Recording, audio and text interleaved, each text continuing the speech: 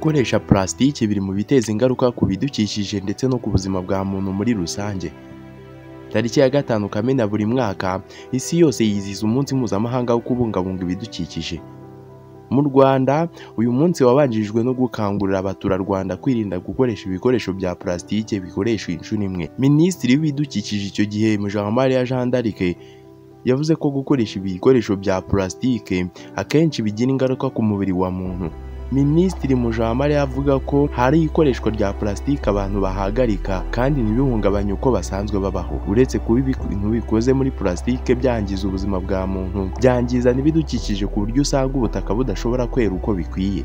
Izi plastique zitabora zangiza ubutaka, amazi n'ibindi binyabuzima biba mu mazi no mu nyanja bikangirika. Nubwo bimeze gutya ariko hari abamaze gusobanukirwa ko ari ngombwa kugabanya plastique bakoresha, aho busanga bakoresha nk'amacupa y'amazi akoreshwa kenshi nk'umusanzu wabo mu kugabanya plastique. Hashingiwe ku bushakashatsi bw'ikigo cy'igihugu kirengera ibidukikije REMA, hagaragajwe ko ibikoresho bya plastique harimo imiheha n'amacupa bikoreshwa inshuro imwe byangiza ibidukikije bitewe n'uburyo bikozemo bituma bitabora. Byose byangiza ubutaka ndetse n'urusobe rw'utunyabuzima tuba mu butaka. Si ibyo gusa, iyo bigeze mu nzuzi biteza umwanda ndetse bikanabuza amafi n'ibindi binyabuzima byo mu mazi ubwisanzure, ibindi bigapfa. Reka tubyanzike gutya. Muri rusange, ibikoresho bikoreshwa rimwe bya plastique si byiza ku bidukikije n'urusobe rw'ibinyabuzima. Nitwa Nizeyimana Private. Gukoresha plastique biri mu biteza ingaruka ku bidukikije ndetse no ku buzima bwa muntu muri rusange. Ubundi kugira ngo isi yisange itagikeneye ibikoresho bya plastique byatangiye gute? Iki kiganiro cyitwa Mind Power, muri kugikurikira kuri Radio Agaciro.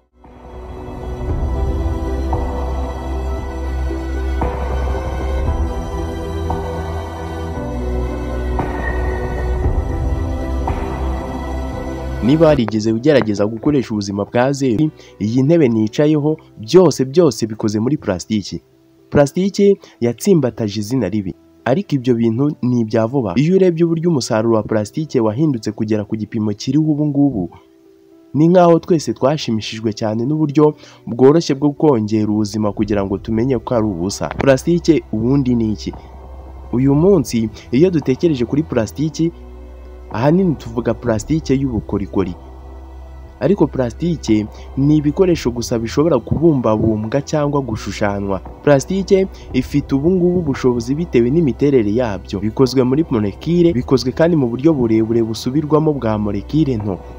Kandi ibyo birashobora kuba synthetique cyangwa naturel. Mu by'ukuri plastique zabanje gukorwa mu bikoresho bisanzwe. Mu myaka y'1600 mbere ya Yezu, plastique yari karemano kandi ishobora kuvugururwa. Mu nzu isubira mu bihe, plastique nyinshi zakozwe mu bikoresho bisanzwe. Rubber, amber, ihembe, shellac na tortoise. Bifite ibintu bya plastique bibyemerera gushyuha no kubumbabumbwa mu buryo butandukanye. Byakoreshwaga mu bintu nk'imitako, urufunguzo rwa piano, imipira ya billard hamwe n'ibimamara.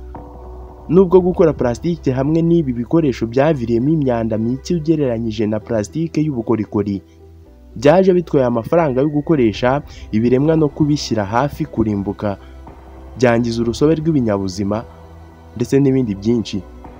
Ibyo bikoresho rero nubwo byumvikana neza, nabyo ntibyarambye rwose.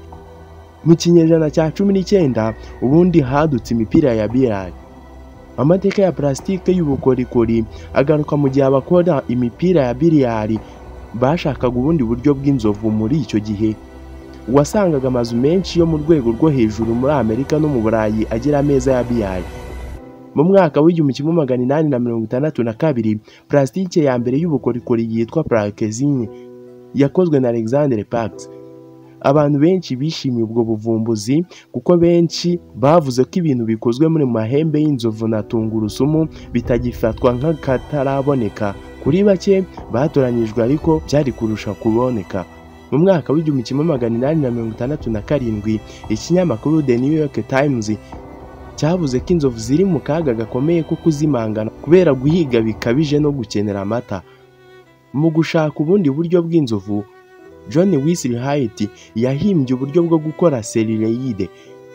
plastique ya mbere yakozwe mu bucuruzi. Hyde yakoze ibi bikoresho atunganya Parkskin nubwo ikomatanya yaremye muri polymere karemano sereye nubwo itari ikwiriye imipira ya billiard kubera uburemere kimwe na plastique zindi zizakurikiraho. Celluloide yari intambwe kandi ifite imico yifuzwa yemerera gusimbuza ibikoresho byinshi bitakigezweho kandi bihendutse. Mu myaka y'1907 hadutse umuseke wa plastique igezweho. Batekereje ko celluloide ari nziza icyo gihe. Oya, bakelite yari nziza kurushaho. Bakelite ntiyakongejwe cyane na celluloide, iramba kandi ibikoresho byayo byari byoroshye kuboneka. Ibikoresho byabonye inzira y'inganda zose bitewe n'ubushobozi bwayo bwo kubumbwa ndetse no kubumbwa mu birundo. Nibwo bwa mbere plastique y'ubukorikori yari yuzuye icyo gihe ikozwe muri phenol. Phenol ni imyanda y'amakara ndetse na formaldehyde. Iyi yari intangiriro yo kuzana plastique y'ubukorikori ku bantu benshi mu rwego rw'inganda. Hakurikiyeho telefone ya bakelite, iracyari mu zimeze neza na n'ubu. Bakelite ni plastique idahinduka kandi usasangamo ibicuruzwa byinshi byo mu kinyejana cya 20 bikozwe hamwe n'ibi bikoresho bishakishwa nyuma ya vintage na retro. Ibintu bikozwe muri ubu bwoko bwa plastique timorsette bikunda kugaragara nk'ibishya ndetse n'ubu niko bimeze nta cyabihiga, ariko ntibishobora gukoreshwa bitewe n'uburyo bukomeye bifitanye isano ya hafi. Mu myaka y'1920 kugera mu mwaka w'1930 hakurikiyeho plastique nshya. Uko ikinyejana cya 20 cyagendaga gitera imbere niko plastique nazo zateye imbere. Dore bimwe mu bya plastique byakozwe muri iyi myaka. Mu myaka y'1920 haje plastique yitwa polystyrene. Ishobora kuba imeze nk'ifuro cyangwa se tekereza kuri styrofoam, gupakira ibishyimbo, amakarito y'amagi cyangwa kuba byari binakomeye kandi birabagirana. Utekereze nko ku bikoresho bikoreshwa nka CD byakozwe bwa mbere mu bucuruzi icyo gihe. Mu myaka y'1920 kandi haje yitwa vinyl cyangwa se polyvinyl chloride, plastique ihindagurika ikomeye yaje mu gihe kimwe kandi ubu ni plastique ya synthetique ikorwa cyane ku isi. Tekereza kuri vinyl liquid cyangwa uruhu rw'ibikomoka ku bimera. Mu myaka y'1933 uyu munsi iyi plastique niyo ikoreshwa cyane ku isi yose kandi ikoreshwa cyane no gupakira. Tekereza imifuka ya plastique n'amacupa byose. Ariko mu mwaka w'1935 polyamide izwi cyane ku izina rya neon yatangijwe mu mwaka w'1935 na DuPont, imwe mu masosiyete menshi inganda zikomoka kuri peteroli n'imiti yashyizeho ubufatanye. Fibre yazamuye nka lustrose nk'ubudodo nayo ikomeye nk'icyuma cyane. By'ububiko bwa mbere bwa niho bwarekurwaga icyo gihe. Abagore bahise bajya mu ishyamba. Mu myaka y'1938 hadutse Tifron izwiho kuba ifite imiti irwanya imiti n'ubushyuhe. Byageze mu mwaka w'1938 kandi ibanza no gukoreshwa mu nganda za gisirikare za kirimbuzi mu gihe cy'intambara. Yamenyekanye cyane mu bikoresho byo guteka mu myaka y'1960 kandi birumvikana ko kugeza ubu bizwi cyane nubwo abantu bamenya uburozi bwo guteka hamwe n'ibibi bikoresho mu buryo natwe tutamenye muri iyo myaka mbere y'ivuka rya Yezu n'ibindi binyejana byakurikiyeho. Iri terambere rya plastique rifatwa nk'iterambere ryiza muri kiriya gihe. Gusa mu bundi buryo bubi cyane tutamenye ryari ririmo ryimba mu rwobo rwangiza ibidukikije twasanze ubu. Mu myaka y'1940 umusaruro wa plastique wari urenze ku rugero natwe tutabashaga kwiyumvisha. Iterambere rya tekinoloji nko guterwa inshinge byatumaga umusaruro wihuta kandi uhendutse wa plastique ku gipimo tutari twarateganyije. Kuko plastique yashonze yashoboraga kwinjizwa mu bibumbano byose kandi byakomeraga vuba. Ibi byatumye ikwirakwizwa ryayo mu gihe cy'intambara byoroha, aho umusaruro wa plastique ku isi wikubye inshuro enye zose. Plastique yakoreshwaga muri serivisi zitabarika mu ntambara ya kabiri y'isi yose. Paraparaza, ingofero, amakoti atarashoboraga kurwanya amazi icyo gihe yasimbujwe ya plastique yashoboraga guhangana n'imvura n'izuba, amadirishya y'indege ndetse n'ibindi bigiye bitandukanye. Nyuma y'intambara uruganda rukora plastique rwerekeje ibitekerezo n'amaso byarwo ku bicuruzwa bihendutse byoroshye kandi byorohereza abantu akazi. habonetse ibimenyetso ko uduce twa parasitike ari ikibazo gikomeye cyane ndetse nta kigeze gikorwa ngo kibonerwe igisubizo. None twabikoraho iki? Abantu baracyashimishijwe cyane kwegera imbere mu myaka mike dusanga turi mu buryo bwiza. Mu buhanuzi buteye ishozi bwatanzwe na fondasiyo ya Ellen MacArthur byari byavuzwe ko mu mwaka wa 2050 hashobora kuba plastique kuruta amafi yo mu nyanja, kandi ubu hariho plastique nyinshi ku buryo ikibazo kigaragara cyazanye ikindi gishya. Microplastic ni ibice bya plastique bitarenze milimetero 5 z'uburebure. Ni akaga gakomeye ku buzima bwacu, ari ubwo mu nyanja hamwe na systeme yo kunywa. Mu by'ukuri abahanga bavumbuye ibi muri testicles z'abagabo, kandi birashobora kuba bifitanye isano no kugabanuka kw'intangangabo ku bagabo, ibintu bitangaje. Nyamara hari inkuru nziza nayo. Guhanga udushya hamwe n'ubuhanga bwa mbere butangiye kutuyobora mu bukungu bw'izunguru. Noneho turi guhanagura inyandiko ku byakozwe muri plastique tugamije guhindura ibyangiritse ukoresheje plastique ihari nk'ibikoresho fatizo no guhagarika umusaruro wa plastique y'isugi bishoboka. Uhereye ku bintu bishya bishimishije nka styrofoam, ubundi buryo bukozwe muri mycelium, kugeza ku bintu bisanzwe byoroheje nko kubuza plastique imwe. Magical Mushroom Company ni kampani ikomeye cyane, ikora styrofoam nziza ikozwe muri mycelium. Inteko rusange ya 5 y'umuryango w'abibumbye yiga ku bidukikije INEA yaberaga i Nairobi muri Kenya yemeje umwanzuro w'amasezerano mpuzamahanga agamije kurwanya ihumana ry'ibidukikije. Ukaba witezweho gushyiraho amasezerano mpuzamahanga azafasha mu guhangana n'ikibazo cy'ihumana rituruka kuri plastique gihangayikishije isi muri rusange. Ibihugu byose bikora ku nyanja, ibidakora ku nyanja n'ibirwa bigerwaho n'ingaruka zituruka kuri plastique, kuva ku bikoresho bya plastique bikoreshwa inshuro imwe gusa bikajugunywa, kugeza ku duce duto twa plastique tutaboneshwa amaso.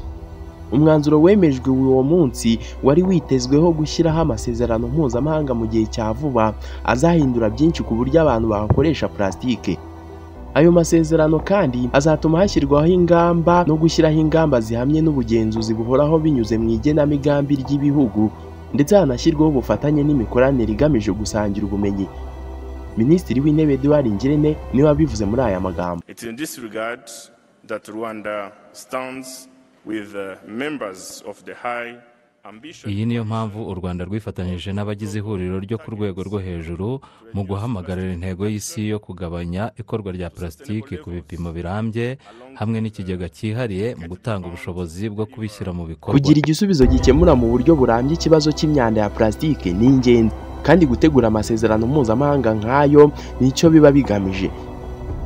Impinduka zirambye zigaragara gusa iyo hafashwe ingamba zikumira ikoreshwa rya plastique mu buzima bwa buri munsi, hakanashyirwaho ingamba zo guteza imbere ubukungu bwisubira butabangamira ibidukikije, hibandwa ku kunagura no kunoza imicungire y'imyanda ya plastique. Samuel William Ruto, Perezida wa Repubulika ya Kenya, niko yabivuze. Gahunda yacu y'amavugurura igomba guhera ku mavugurura y'inzego zigize ubufatanye bw'ibihugu mu kuzihuza n'indangagaciro shingiro z'umuryango mpuzamahanga zirimo uburinganire bw'ibihugu na demokarasi nyayo, mu guhagararirwa nk'umusingi ukomeye wo kudaheza. Nidutsindwa muri uyu mukoro w'ingenzi, imikoranire y'ibihugu nk'uko bimeze ubu yakwisanga isandaye, ikabura ifatiro ndetse igasenyuka mu gihe isi yugarijwe n'ibibazo bikomeye. Mu biganiro byagejeje ryo gukora ibisimbura amashashi bikorewe imbere mu gihugu, yabonetse nyuma y'uko hafashwe umwanzuro wo kubuza amashashi ndetse n'ibikoresho bya plastique bikoreshwa inshuro imwe. Binyuze mu isuzuma ritandukanye rimaze igihe rikorerwa imirambo, abahanga mu by'ubuvuzi bavumbuye ingano nini y'uduce twa plastique twibika mu bwonko bwa muntu muri iyi minsi, aho byiyongereye ku kigero cya 50% mu myaka 8 ishize. N'ubushakashatsi bwakorewe ku bantu 51 barimo abagabo n'abagore, hafatwa ibipimo ku bwonko, impyiko n'umwijima kugira ngo bagereranye. Bwakorewe muri Mexique, buyoborwa n'umuhanga mu bya siyansi wo muri Leta Zunze Ubumwe za Amerika witwa Matthew Capel. 5 to 10 grams of plastic. That's about the size of a plastic spoon, but they're nanoplastics, so you can't even see them without very elaborate, sophisticated scientific equipment. Ubu bushakashatsi kandi bwagaragaje ko 99.5% by'ubwonko bigizwe n'utunyangingo twabwo nk'imyakura ndetse n'ibindi bibugize, mu gihe ikindi gice gisigaye kigizwe n'izo plastiki. Ikindi abo bashakashatsi bagaragaje nuko plastiki ziri mu bwonko zikubye inshuro kuva kuri 7 kugera kuri 30. Izindi ziri mu zindi ngingo z'umubiri nk'umutima, impyiko ndetse n'ibindi. Abagize uruhare muri ubwo bushakashatsi kandi bagaragaza ko izo plastiki zijya mu bwonko zituruka ku mafunguro, amazi abantu banywa cyangwa se kuzihumeka.